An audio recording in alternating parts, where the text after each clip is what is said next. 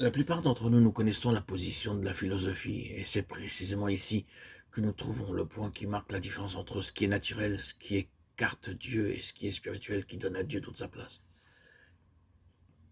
C'est ici que nous trouvons que la description de l'homme donnée par les Écritures contredit absolument les conclusions de la psychologie scientifique. Nous avons remarqué que le psychologue n'admet pas la nature tripartite de l'homme, esprit, âme et corps. Pour lui, l'homme n'est que âme ou intelligence et corps. Et cependant, le psychologue doit confesser l'existence d'un troisième élément. Il le discerne et il trouve son intérêt essentiel et s'en occupe, échafaude autour de lui tout un système d'expérimentation et semble souvent tout près de lui donner son vrai nom.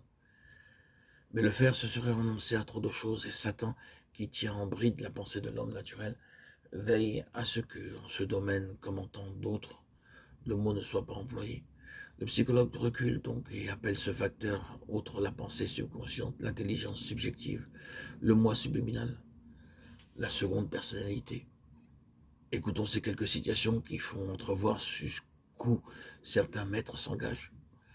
L'âme se compose de deux parties. L'une est dévouée à la vérité, aime l'honnêteté et la raison. L'autre est brutale, fourbe, esclave des sens. Ou bien, il y a un schisme dans l'âme.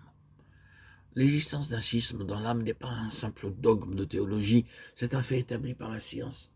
L'homme est doté de deux intelligences dont chacune est capable d'action indépendante et elles sont aussi capables d'action simultanée. Mais dans l'ensemble, leurs pouvoirs sont indépendants et elles remplissent des fonctions indépendantes.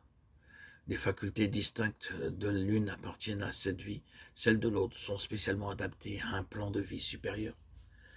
Je les distingue en appelant l'une intelligence objective et l'autre intelligence subjective.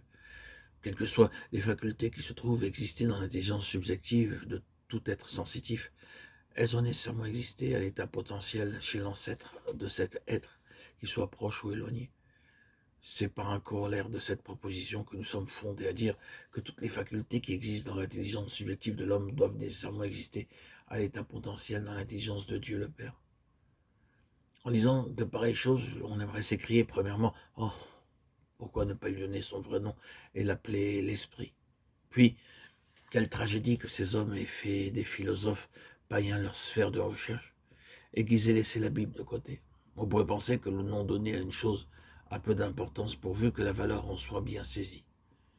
Mais nous estimons qu'il est d'une importance vitale de reconnaître que nous avons ici deux choses absolument distinctes et séparées, et non pas deux aspects d'une même chose.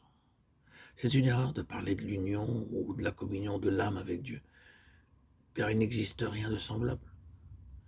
L'union avec Dieu ne peut être que par l'Esprit, celui qui s'unit au Seigneur, et avec lui un seul esprit. 1 Corinthiens 6, 17. Quelle que soit l'élévation qu'atteigne la vie de l'âme, il n'y aura pas d'union divine avant que l'esprit ait été remis à sa place, ramené à la vie.